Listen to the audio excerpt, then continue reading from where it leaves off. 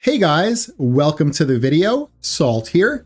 Today I'll be going over the new melee weapon, the Coda Caustacyst. For those of you who don't know me yet, I'm an LR5 with over 6,000 hours in the game, and my goal is to provide builds and guides to help people have an easier time in Warframe. Alright, let's start.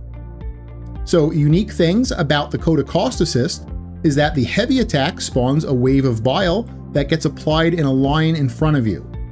This bile wave will damage, stagger, and blind enemies briefly, as well as applying statuses from your weapon. This is also a Lich type weapon, and so you'll be able to choose a progenitor element. The progenitor element we're going to be picking is going to be magnetic. Okay, our build will be a melee influence build, which will have the highest kill per minute potential. But do note that the crit chance on this weapon is a bit low compared to other melee weapons, and so a melee duplicate build is actually also a viable setup. The melee duplicate setup will be for the most single target damage. I'm going to go over my melee influence build here first, and then I'll show you how you can easily convert it to that melee duplicate if you want to. Okay, so first we have Voltaic Strike. For the 60/60 electric, this is used to activate our arcane of melee influence. Galvanized Steel for crit chance and crit damage. Organ Shatter for crit damage. Gladiator Might for crit chance and crit damage. Condition Overload for flat damage. Berserker Fury for attack speed. Blood Rush for 440% crit chance. Weeping Wounds for 440% status chance.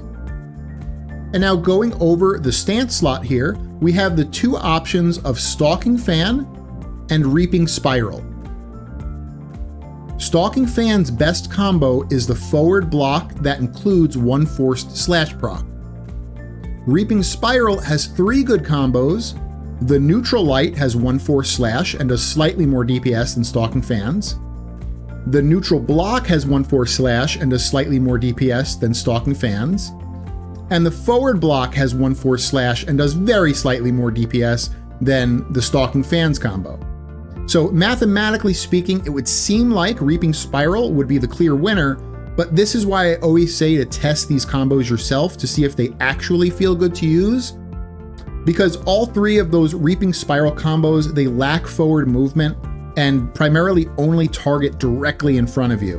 Whereas the Stalking Fans forward block has great movement and hits enemies in a 360-degree area around you. So for this reason, we're going to be using Stalking Fan. But again, I suggest to test out both of these yourself and just see which one you like. In the Exiles slot here, we're going to be using Disciple's Merit. This mod allows for the most possible Tennokai attacks so we can apply our bile pools. But like I always do, I'm going to give an honorable mention to Opportunity's Reach. This increases your Tennokai range, not the bile pool range, just the Tennokai range, and more importantly, it gives you a whole 4 seconds to press your Tennokai button when it's available. This is great for older people or for people that have bad reflexes. Okay, and lastly, in the Arcane slot, we have Melee Influence. Melee Influence works great on this weapon because it carries applied melee statuses, meaning the Corrosive, Magnetic, and of course the Electric.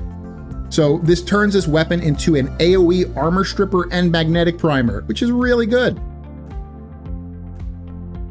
Okay, next I want to briefly go over the conversion to melee duplicate, which is more single target focused. First, let's understand how duplicate works. You'll strike a second time on a base critical hit. A base critical is a yellow crit. That means we want our critical chance to be as close to 100% as humanly possible. So if it's at 99%, that means we have a 1% chance to do a white non-critical. And if it's at 101%, that means we have a 1% chance to do an orange crit. Both of these we don't want for melee duplicate, although if you have to be slightly over or under, it's better to be over. Blood Rush by itself gets us to almost the exact amount we need. Forgive me if my math is off by 1 or 2, but 440% of 19 is 84, plus the 19 base equals 103% critical chance, which is damn near perfect. But we have 2 other critical chance mods on our build currently with Galvanized Steel and Gladiator Might. both giving 110% critical chance each, which comes to 42% extra critical chance, or 61% critical chance total with the base crit if used without Blood Rush, meaning melee duplicate would see no value 39% of the time. We can improve this in a few ways.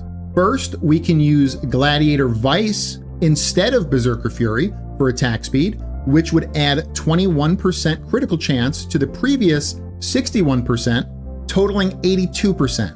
This means melee duplicate sees no value only 18% of the time. Or if we wanted to keep Berserker Fury, we could use a lower ranked Blood Rush to be at the exact critical chance we need for maximum melee duplicate value. And that would be a rank 4 Blood Rush for 38% critical chance, plus 21% from Galvanized Steel, plus 21% from Gladiator Might, plus the 19 base crit would equal 99%, give or take a percentage for decimals.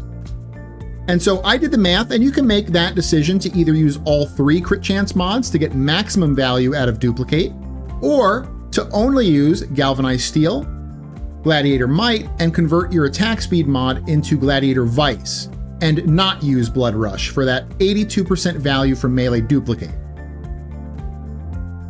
Now, both of these options are fine, but the second option, to remove Blood Rush, would also save a mod slot, and with a good Riven, you could likely make up for the 18% loss in efficiency of melee duplicate. And finally, for melee duplicate, we of course wouldn't need Voltaic Strike, and so this can be changed for whatever you like. A faction mod would obviously be the strongest option here, but if you don't like faction mods, you can maybe do a Riven, or even Primed Reach to turn your melee duplicate setup into having better range in AoE. The other thing you can do here is add more element to the weapon, so something like Primed Fever Strike. Just be careful of it mixing with other elements if you decide to go with a different progenitor.